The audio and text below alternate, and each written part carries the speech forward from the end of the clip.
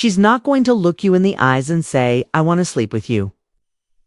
That's not how most women communicate desire, especially not in a culture where being too forward still comes with judgment. Instead, she's going to speak. In coded language, send subtle invitations and use soft signals to gauge how you respond. And here's the kicker. She's doing this not because she's playing games, but because she wants to maintain her image, protect her vulnerability, and still see if the connection has enough depth, tension, and safety to go further. If you're not paying attention, or worse, you're chasing her too aggressively, you'll miss every single one of these green lights she's quietly throwing your way. And that's where Stoicism comes in. Not the stiff, emotionless stereotype most people think of, but the real Stoic mindset, grounded awareness, emotional self-control, and reading the moment without forcing an outcome. A Stoic man doesn't try to decode every word with desperation, simply observes, lets her talk, and lets her feel safe expressing desire in her own language. When a woman is interested, her words will reveal more than she wants to admit. And if you know what to listen for, you'll start hearing the things she's really saying.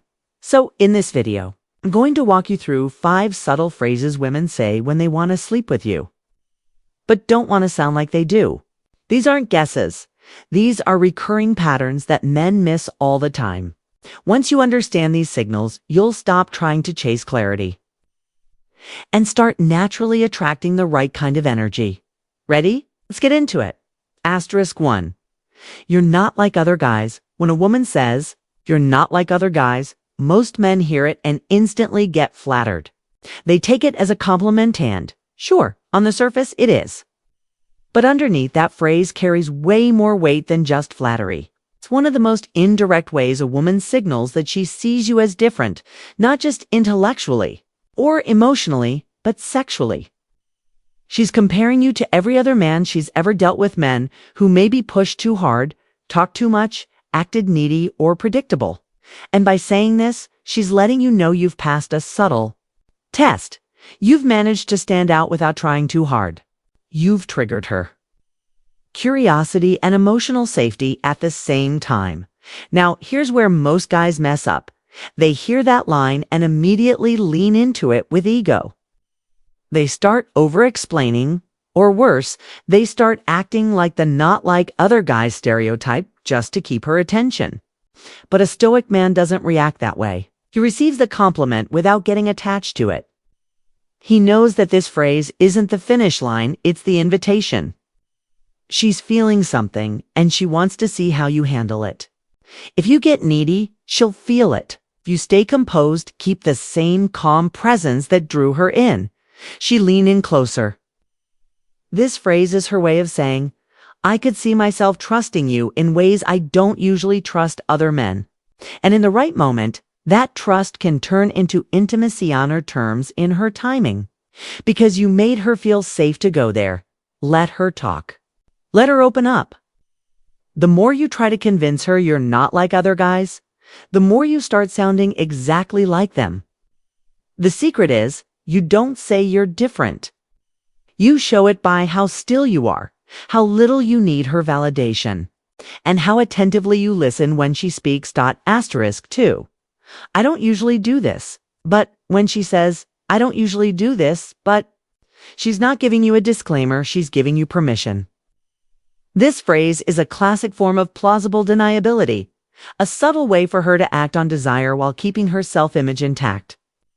And in today's world, where women are still judged for expressing sexuality too openly, this sentence is her emotional shield. It lets her move forward without feeling like she's betraying her standards, her friends' expectations, or even her own inner critic. So when she drops this line, she's actually handing you the key wrapped in a ribbon of fake hesitation. It's not doubt. It's permission with a seatbelt on. What most men do wrong here is they challenge it.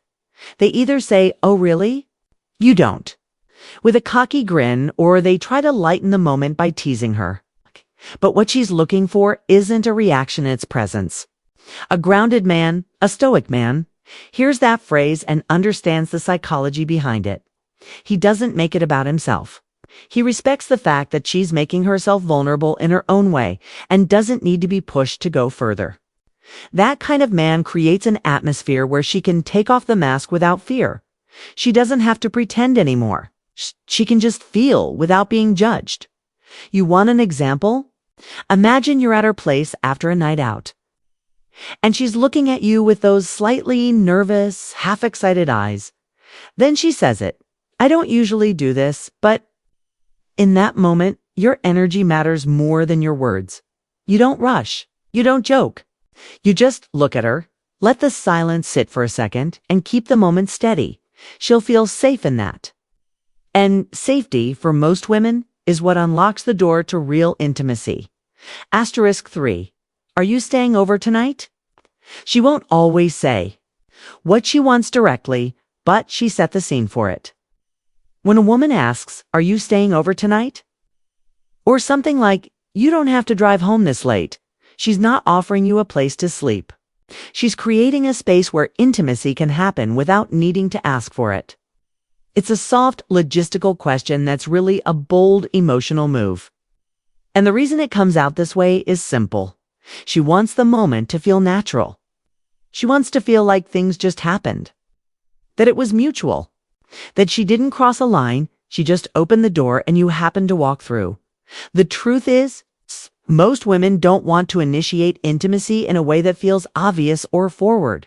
Why? 'Cause even in 2025, the fear of being judged for moving too fast is still real.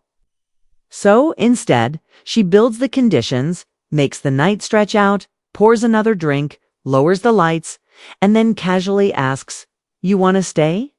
And if you're not paying attention, if you're too distracted or too eager, you'll either miss the signal or kill the mood by making it awkward.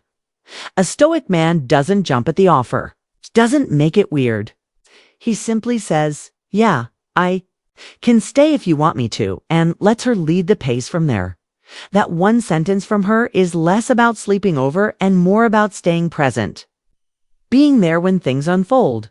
And when you handle that moment with calm confidence, without needing to force anything, it builds the kind of trust that makes her feel like you get it. You're not rushing, you're not calculating, you're just there, and that's exactly the kind of presence she's been waiting to feel safe around. For we probably shouldn't be doing this. Asterisk when she says, "We probably shouldn't be doing this." She's already made the decision. She just wants to feel okay about it. That phrase is less about resistance and more about release.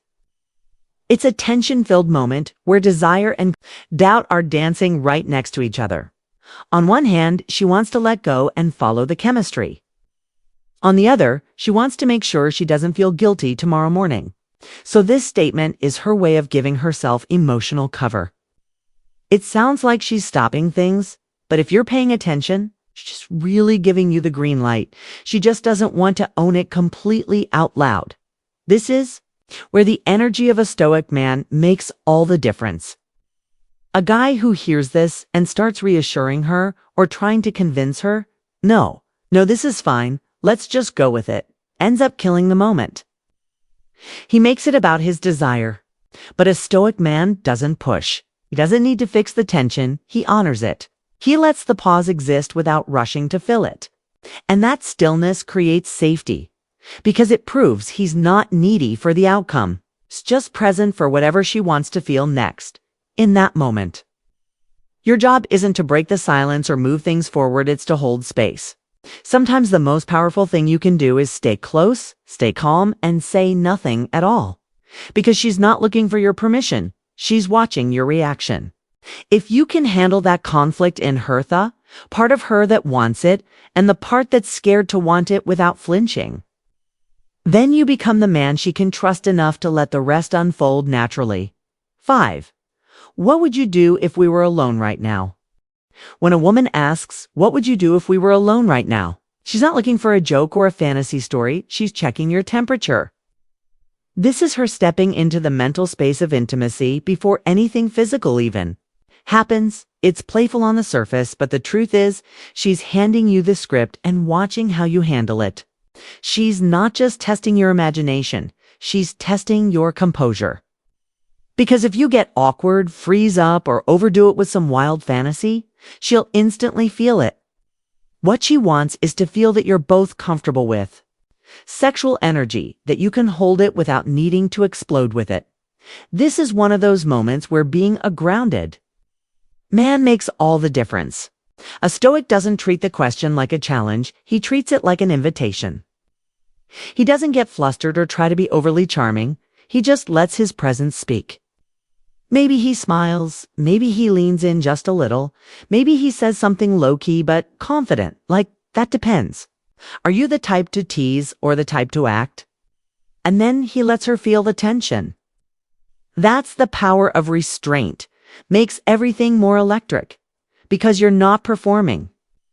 You're just holding space for the possibility without chasing it. This kind of question is a fantasy window. She's imagining what it would be like to be close to you, to trust you, to see how you handle desire. And if you can meet that energy with calm, with a touch of playfulness and a lot of presence, it tells her more than words ever could. It tells her you're not thrown by intimacy. You're not chasing it. You live in it and that's where. She wants to be Stoicism breakdown. At this point, you might be wondering, what does any of this have to do with Stoicism? Aren't we just decoding flirty phrases and reading between the lines? But this is exactly where Stoicism becomes your edge, okay? Because every one of these moments when she says, I don't usually do this, or are you staying over tonight? A test of your inner state. Not a test like she's trying to trick you, but a test of how well you can hold tension without reacting. Stoicism isn't about suppressing your emotions or being emotionally unavailable. It's about mastering yourself in emotionally charged moments so you don't collapse into them. It's about letting the desire rise and fall around you without needing to control it. Force it or chase it. That's what makes a Stoic man so attractive in moments of intimacy, his stillness. His grounded energy tells her that he doesn't need her to validate him, doesn't need the moment to go one specific way, and isn't afraid of either outcome. He sees the signals, feels the pull, but stays centered. And in a world where most men either freeze or push too hard, that presence becomes magnetic. She feels it. She feels like she can explore her own desire without pressure. That's what creates trust. That's what makes her want to move closer, not because she's being led, but because she feels safe choosing it. A Stoic man doesn't need to rush. He doesn't need to manipulate or impress. He simply shows up as himself, calm, clear, and fully present. And when she senses that, it opens the door to something way more powerful than just attraction. It opens the door to connection that doesn't need words to be understood. Closing. So now you know when she says, "You're not like other guys," or she whispers, "We probably shouldn't be doing this." She's not just making conversation, she's feeling something. She's letting you in without spelling it out, hoping you're emotionally aware enough to understand her without needing a roadmap. These phrases, they're not random. They're doorways. And if you walk through them too fast, you'll miss what's on the other side. But if you move with calm presence, if you listen more than you speak, if you allow her to feel safe expressing her desire without pressure, will find yourself in the rare space where real intimacy happens. Being that kind of man doesn't mean you say the perfect thing every time. It means you feel the moment and you respect it. You're not chasing validation and you're not flinching at vulnerability. That's what separates you from other men. Not a clever line, not a perfect move, but the strength to not need one. If you've ever experienced these kinds of moments, those little phrases that said everything without saying it, drop it in the comments. What was said? What did you pick up on? Or what didn't you notice until later? I want to hear about it.